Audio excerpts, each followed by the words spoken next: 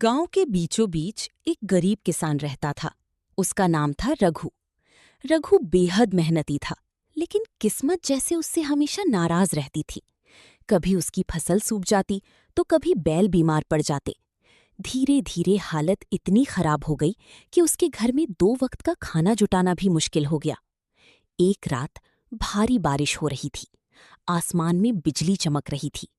रघु अपनी टूटी झोपड़ी में बैठा भगवान से कह रहा था, हे भगवान, आखिर मैंने ऐसा कौन सा पाप किया है। तभी दरवाजे पर ठक ठक ठक। रघु डरते डरते बाहर निकला। दरवाजे पर एक बूढ़ा साधु खड़ा था। उसकी आंखें बिल्कुल अजीब थीं, जैसे सब कुछ जानती हों। बेटा, क्या मुझे आज रात रुकने की जगह मिल सकती है? गरीब होने के बावजूद रघु का दिल बड़ा था। उसने साधु को अंदर बुलाया और अपने हिस्से की आखिरी रोटी भी उसे खिला दी। साधु मुस्कुराया, मैं तुझे एक तावीज देता हूं, लेकिन याद रखना, इसे कभी लालच के लिए इस्तेमाल मत करना।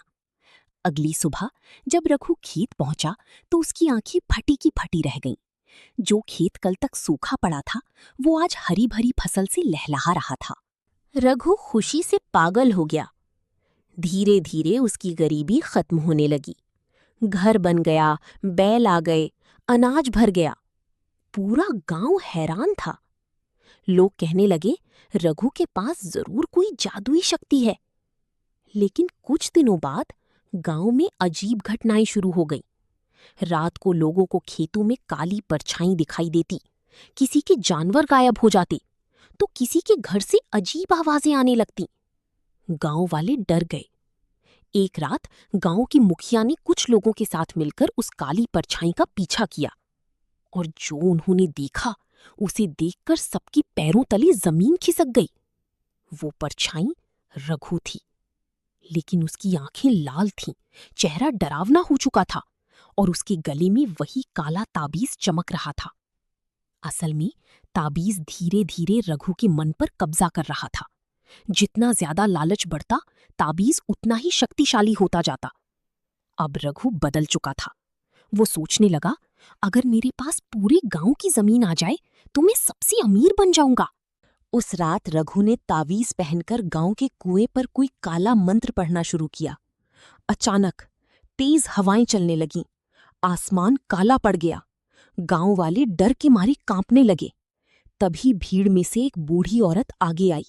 वो चिल्लाई, रघु, ये तावीज वरदान नहीं, श्राप है। रघु गुस्से में बोला, झूठ, इसी तावीज ने मुझे सब कुछ दिया है। बूढ़ी औरत बोली, नहीं, इसने तुझसे तेरी इंसानियत छीन ली है। ये सुनते ही रघु अचानक रुक गया। उसे याद आया, वो पहले कितना शांत और अच्छा इंसान था, लेकिन अब उसे सिर्फ पैसा और ताकत चाहिए थी। उसकी आंखों से आंसू निकल पड़े।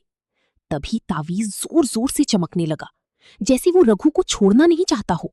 रघु दर्द से चिल्लाया, लेकिन अगले ही पल उसने पूरी ताकत से तावीज उतारा और उसे कुएं में फेंक दिया।